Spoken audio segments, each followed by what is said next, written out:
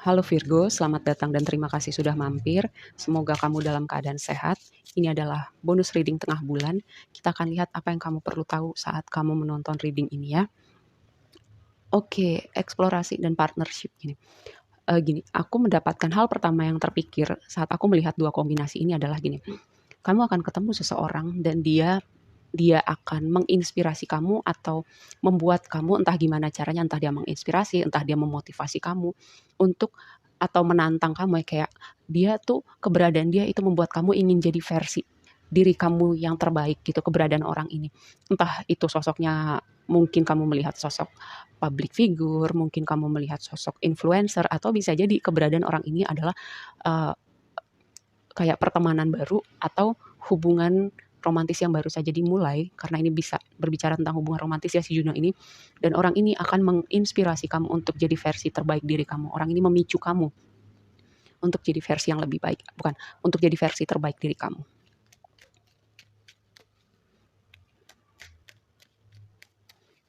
Bisa jadi juga kamu akan bepergian bersama orang ini karena nine house ini temanya juga bisa traveling ya. Traveling, ekspansi diri, ekspansi pemikiran, belajar, filosofi, itu tema-tema rumah ke-9. Jupiter, apakah orang ini Sagittarius atau Pisces ya? Enggak juga nggak apa-apa, tapi ada energi Sagittarius sama Pisces di sini. Highlightnya lebih ke Sagittarius. Siapakah orang ini? Oke, mengelola emosi dengan baik. Dengarkan intuisi kamu. Banyak major arcana di dasar deck. Bener kan? Keberadaan orang ini sangat signifikan dalam chapter baru, dalam chapter hidup kamu yang berikutnya ya. Nih, yang pertama, tema kamu adalah Page of Cups ini adalah pertama komunikasi, lalu yang kedua ini adalah energi kreatif.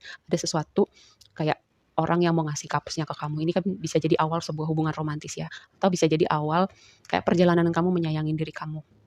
Ini tema Page of Cups. Tapi nanti ini kita bahas satu-satu, nanti kita konfirmasi lebih lanjut. Dan ini adalah Wheel of Fortune, planet Jupiter.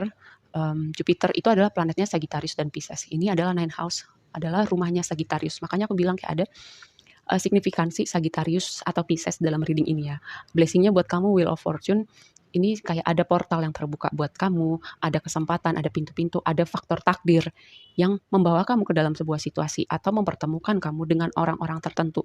Terutama si orang ini yang akan membuat kamu atau menginspirasi kamu untuk berekspansi di dalam dan di luar diri kamu. Di dalam maksudnya secara karakter, secara pemikiran, secara ide-ide, secara isi kepala kamu kayak lebih lagi gitu atau berekspansi dalam hal karir, bisnis, pekerjaan, proyek-proyek kreatif. Nih, ada faktor takdir yang mempertemukan, ada kayak pintu yang terbuka. Atau kalau nggak berhubungan sama konteks orang ini ya, ini kayak ada sesuatu hal yang tidak terduga dan itu outputnya akan sangat menyenangkan buat kamu ya. Kayak momentum yang bisa jadi kamu bangun selama ini seperti kesempatan bertemu dengan kesiapan. Karena di sini ada energi Knight of Pentacles ya. Jalan panjang kamu untuk membangun sesuatu, mengembangkan karir kamu, bisnis, pekerjaan atau mengembangkan diri kamu. Prosesnya memang perlahan, mungkin butuh waktu, tapi ketika kesempatan itu datang kamu siap menyambutnya kayak boom. Ketika Wheel of Fortune itu muncul, pintu faktor takdir yang mempertemukan kamu dengan situasi tertentu atau orang-orang tertentu dan itu membawa sesuatu yang signifikan, perubahan signifikan, efek yang signifikan buat hidup kamu. Tantangannya adalah nih ada suatu pesan tentang self love ya. Karena Page of Cups dan Empress ini dua kartu yang berbicara tentang self love ya. Selain tema-tema yang sudah aku sebutkan sebelumnya. Empress ini berada di posisi tantangan kamu. Yang tadi mungkin ini salah satunya proses kamu untuk belajar lebih menyayangi diri kamu, lebih lebih apresiasi sama diri kamu. Dan juga gini, mungkin sebagian dari kamu yang sudah berumah tangga agak sulit gitu ya, butuh waktu untuk punya punya anak gitu dalam rumah tangga kamu. Dan sebagian lagi tantangannya adalah gini, keberlimpahan dan kenyamanan ya. Belajar nyaman sama diri kamu, belajar menemukan kenyamanan dalam ketidaknyamanan. Ini tantangan yang akan kamu temuin sekitaran kamu menonton reading ini. Tapi ya, sesuatu yang perlu kamu perhatikan nih, ada Nine of Cups. Nine of Cups ini adalah kayak sesuatu yang kamu tidak tahu adalah Nine of Cups ini mau datang ke hidup kamu ya. Bisa jadi diawalin dengan si Wheel of Fortune, sesuatu yang tidak terduga, faktor takdir yang menuntun kamu. Semesta berorkestrasi di balik layar dan ini membawa output yang sangat membahagiakan ya. Nine of Cups itu adalah kebahagiaan sempurna. Nine sama Ten of Cups itu kebahagiaan sempurna. kayak wish fulfillment, apa yang kamu mau gitu. Kamu akan melihatnya terwujud. Dan gini, angka 9 itu adalah angka, aku selalu mengartikan angka 9 berjalan sendiri. Bukan gak butuh orang lain, tapi kayak fokusnya adalah bahagia kamu dulu ya. Lalu sesuatu yang perlu kamu perhatikan juga, perhatikan sesuatu yang kebanyakan itu gak baik ya. Sesuatu yang kebanyakan itu nggak baik, contoh alkohol kebanyakan nggak baik. Aku nggak masalah dengan alkohol, tapi ketika kebanyakan dan kamu ketergantungan itu nggak baik. Kayak makan nasi, kebanyakan nasi juga efek jangka panjangnya juga bisa obesitas, bisa diabetes. Seperti itu ya, makanya segala sesuatu tuh harus seimbang gitu. Yang ada di hidup kita apapun itu. Jangan sampai hal-hal yang sifatnya sesuatu yang kita butuhkan, sesuatu yang kita lakukan sehari-hari di satu titik itu kebanyakan kerja, kan kita semua perlu kerja gitu. Tapi ketika hidup kita hanya untuk bekerja, kan jadinya nggak seimbang, bisa kamu sakit, bisa kamu lupa dengan orang-orang di sekitar kamu. Nih, pesannya buat kamu ya. Lalu yang tadi aku bilang proses panjang kamu untuk apapun itu, tapi tenang. Proses panjang kamu untuk apapun itu yang mau kamu capai, kamu akan melihat satu pintu terbuka. Dengan Wheel of Fortune ini, sekitaran kamu nonton reading ini ya. Oke, mari kita bahas lebih lanjut. Tema reading kamu kali ini adalah ekspansi. Orang ini akan membawa kamu signifikan untuk kamu berekspansi. Atau orang ini yang akan menginspirasi kamu untuk kamu belajar sayang dan apresiatif sama diri kamu. Lihat, Strength mengkombinasi Page of Cups ini kayak aku melihat apa ya, sisi diri kamu yang sangat kritikal, sangat punya standar yang gak realistis buat diri kamu gitu. Mungkin bukan buat semuanya ya, tapi ada yang perlu mendengar ini gitu. Dengan Page of Cups ini kamu kayak belajar pelan-pelan untuk gak terlalu kritikal sama diri kamu, belajar untuk gak bikin standar yang gak masuk akal, atau pelan-pelan mengurangi perfeksionis. Etika kerja yang baik itu perlu, tapi ketika kamu punya standar yang gak masuk akal gitu ya, kamu terlalu perfeksionis dan kritikal sama diri kamu, sama semua yang ada di luar diri kamu, itu awal dari ketidakbahagiaan. Karena in the end manusia itu gak sempurna sih. Selama kita masih napak di bumi, kita itu jauh dari kata sempurna.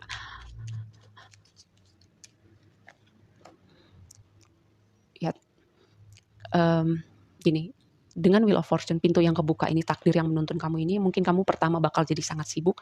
Yang tadi aku bilang, jangan sampai kamu melupakan orang-orang di sekitar kamu.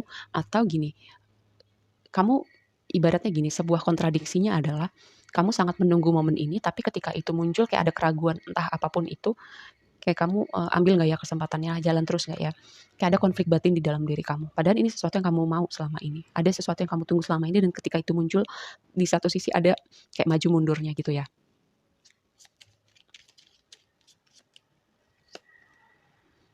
Queen of Swords. Kayak dengan kamu belajar memproses gitu untuk self love ya. Ada hal-hal yang perlu kamu tinggalkan.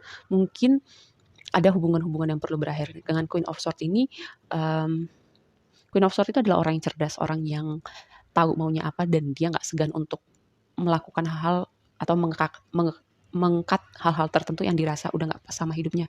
Jadi kayak di luar dia terlihat kejam gitu, tapi kadang-kadang memang ketika kita belajar memprioritaskan diri kita gitu, ada hal-hal yang perlu kita cut, ada hubungan situasi yang perlu kita cut, atau yang sebagian dari kamu ini adalah pesan untuk ngekat sisi kritikal kamu pada diri kamu, atau sisi kritikal kamu pada banyak hal di luar diri kamu. Ada sesuatu pesan tentang kritik atau kritikal. Ketika perfeksionis itu yang menjadi sumber ketidakbahagiaan kamu.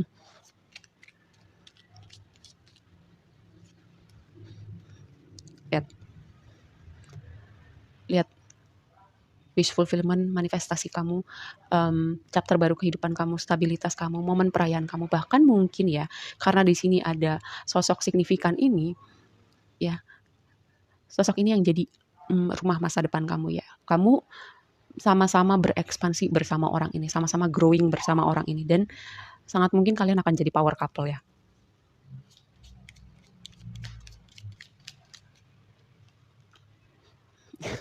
Lihat jalan panjang kamu menemukan, ini spesifik sih, ini berbicara tentang divine counterpart, karena jalan panjang kamu menuju Knight of Pentacles dikonfirmasi sama Hierophant.